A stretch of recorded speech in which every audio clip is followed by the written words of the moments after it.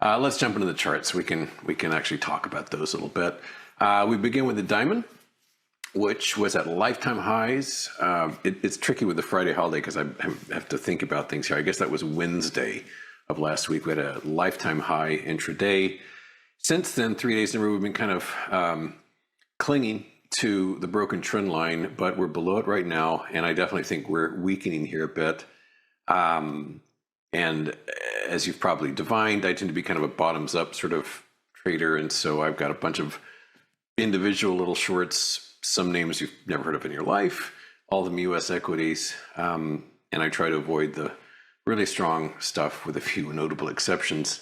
Diamonds have been kind of strong, but they seem to be joining the subtle breakdown party. So we'll keep an eye on that. Obviously, what I'd like to see is to get us below Wednesday's low, which would sort of affirm the weakness of that line so we can get going a little bit more aggressively. Oh, good heavens, what's going on here? Maybe I'll just have to type them in by hand. Wait a second. Let me explain.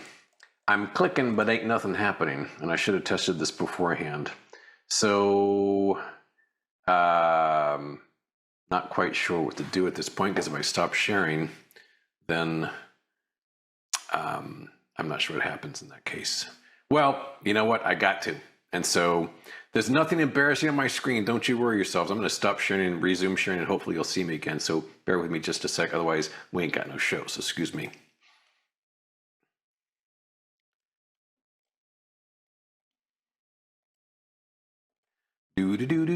Sharing the screen, sharing the charting screen like so. Thank you, Jesus. Okay, we got charts again. That worked out. Now we know. All right, IWM. IWM, lifetime highs.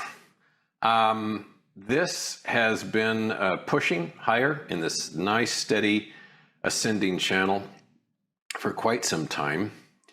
And you know what I should do is I should draw the upper boundary of that, because just eyeballing it doesn't work so well. But clearly it's at the upper end of where this tends to climb, a steady series of higher highs, higher lows, all the way up. This is the odd man out right now.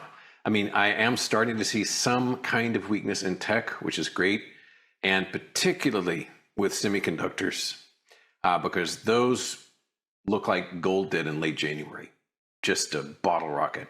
But as it is now, the small caps are hopefully the last bastion of bullishness here, but these continue to push higher. Tech stocks, though, is where I'm kind of focused. One that's worked out nicely for me today so far is Google, that is to say Alphabet. And we're down on this over $20. Pretty big drop.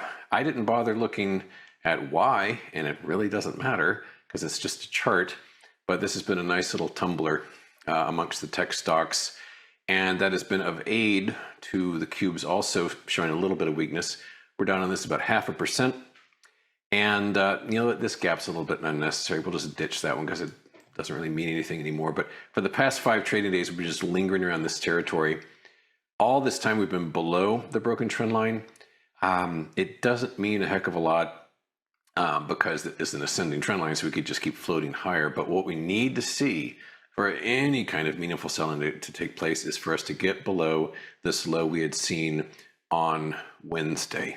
We had that bout of selling. We had a nice tumble Tuesday, nice one on Wednesday, and then Thursday it just sort of undid all that nice damage.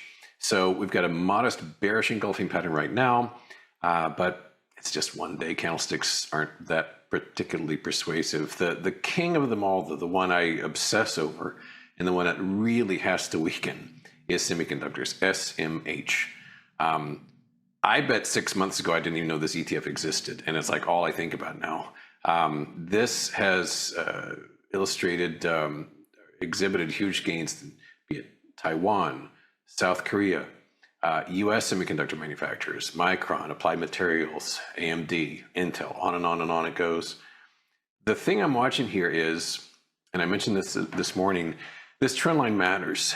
It has clearly proved itself as the either support, as it was all the way to here, or since this break, resistance. And it's kind of magical right now, because look at this. All these trillions of dollars flying around, and still what's going on? Conk, conk, conk. It's still obeying, respecting that trend line as resistance.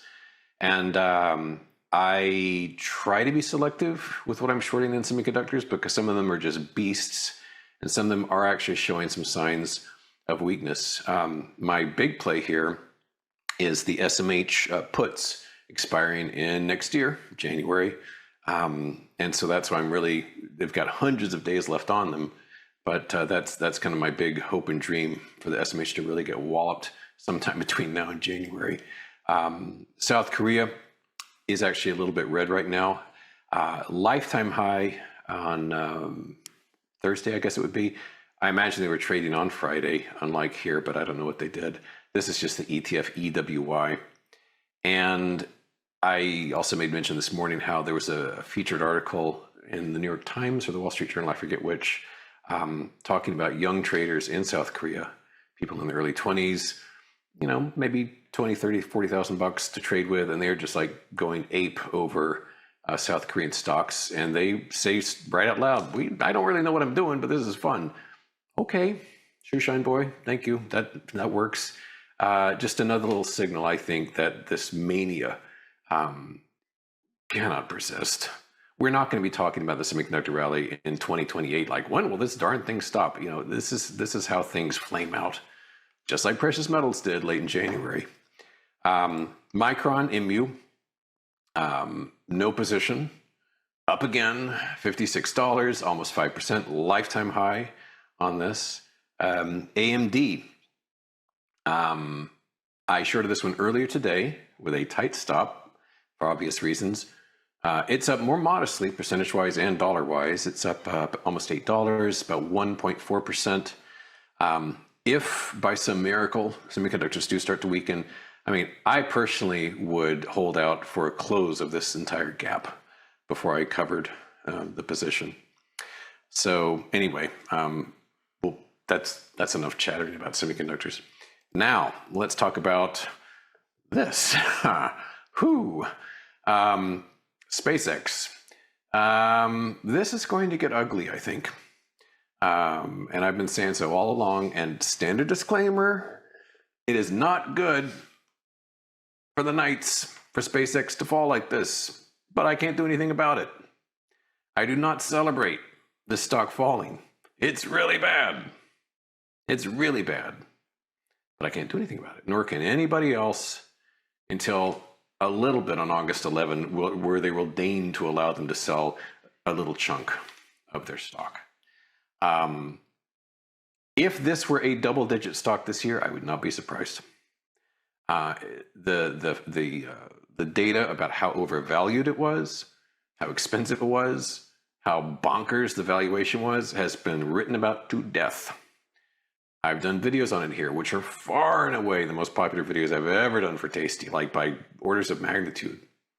So people are really interested in this. It's a new critter. This is its 6th day of trading, and it's the most hot options on the planet.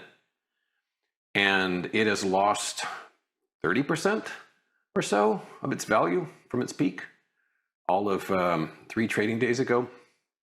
The next freak out would be, I think it could happen tomorrow, would be getting below 150. Because that will mean one important fact. Every single person who ever bought SpaceX in the public markets is a loser for that position. I'm not attacking their character. Everybody. Because let's just call, for simplicity's sake, the low is 150 for the lifetime of this. I'm not talking about the IPO price of 135. I'm talking about in the public markets, what you could buy it for as SPCX after the offering. Every single person will be in a losing position, and they will get a little itchy about selling their stuff, and that will feed on itself. So I'm trying to balance this. I'm trying to make it very clear. I think this thing's in huge trouble, and I don't celebrate it at all. Usually I was short anything with a ticker symbol.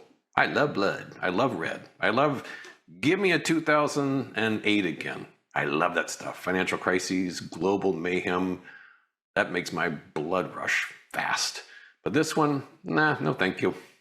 But it is, I think, symbolic of the kind of nuttiness that's gone on, and it's not at all surprising to me. This thing is getting zapped. And no, I have not been trading it. No, I've not been shorting it. It's just, I'm just sort of watching with very wide eyes from a safe distance. As I speculated, whereas before SpaceX came public, anything with a rocket engine went crazy, not so much anymore. The thrill is gone. The dumbest one of all was the old typo trade, SPCE, which continues to grind lower. This, as I said, this entire multi-100% rally was, maybe people typed the symbol wrong. Okay, that didn't work. But more normal rationale about, well, they have rockets too. That rationale has been undone. ASTS, this chart speaks for itself. These are just getting clobbered day after day, week after week. Rocket Lab RKLB, down it goes. SATS, which is EchoStar, down it goes. You know, chapter and verse, every single one. And then UFO, which is the ETF dedicated to space, down again, 3%. This will just keep going on, I think. This will just keep going on. So it's amazing, kind of fascinating. The other thing I'm noticing is that there are some huge companies that for a long time did nothing but print money. They were amazing stocks, and boy, have they turned. There's a bunch of examples. One is Netflix. Look at this poor thing. Netflix has lost about half its value from its peak. It's a dog. Whereas this thing was the Nvidia of its day. It did nothing but go up. And Netflix just sucks out loud now. It's amazing to watch. And Palantir is kind of doing the same thing. They're a lot younger, so I can't, you know, they've only been around for a year or so. But they've kind of turned the proverbial corner too, because until here, it was just a monster. And Alex Karp, with his crazy hair, he was the darling of the media. Not so much anymore. And so this has also been really turning south. So yes, we're near record highs. Yes, the semiconductors like Micron and such keep going higher, but there's a lot of interesting changes going on out there. Things that people did not expect happening. So kind of interesting to watch. Look at that. Look at it crack below that. Look at the size of that pattern.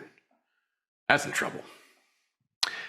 2 minutes, 40 seconds left. Let's keep going. Gold down $40. Right triangle we've talked about. I continue to be short miners on this. Here's GLD itself, the gold ETF. Same setup, obviously. Right triangle pattern on that one. EQX was one particular miner that I am short. Did I cover this? No, I'm still short. It's tempting to cover it because that's been a nice little fall. I'm on the fence on that one, but I'm still short that one. As far as crude oil goes, down. Even with all this Hormuz chatter bubbling up again, this is down once more, 2.2%, sinking below that nice price level there. The ETFs related to this are actually firming up a bit. Here's XOP, up about 1.33%, but that right triangle, that base right there is important to watch, that gap right there. And then XLE, its compatriot, also up about 1.25. I only had one energy position, which was Halliburton. I covered that this morning because I think we're going to get a bit of a rally here, and I'd like to see it close those gaps before I get into energy again. Costco, COST, slipping nicely in the past few weeks. We haven't talked about this much, but this was way over 1,000, and it's sinking away. This is a magnificently run organization, but as a stock, it's very, very richly valued. So I'm short Costco as well. And relatedly, retail XRT is kind of an interesting setup too. This has been range bound, as you can see for months. Look at this, up, down, very cyclic. And this might be an interesting play in terms of a range with a stop. You know, logically, anything above that would be a stop out. But this seems like a nice, clean little pattern as well. As far as Bitcoin, no position on this. I had been long BITI, got out this morning. I'm going to keep waiting and see. Maybe 70,000 will happen. I don't know. We did reverse away from the drop we saw earlier. So I'm staying away. I don't have any crypto positions right now. But interestingly, with thousands of dollars of strength in Bitcoin, strategy still falling. Look at that. down 4.50, down about 4%. Looks like a new low for the year, very close to it. Pretty ugly stuff. And some of my readers are short strategy, so they're doing well on that. But that's a very interesting thing, even with Bitcoin rallying today. So, okay, I actually did not blow through my time here. 15 minutes, nice and clean. So I'll leave it there, and I'll see you tomorrow. Bye-bye.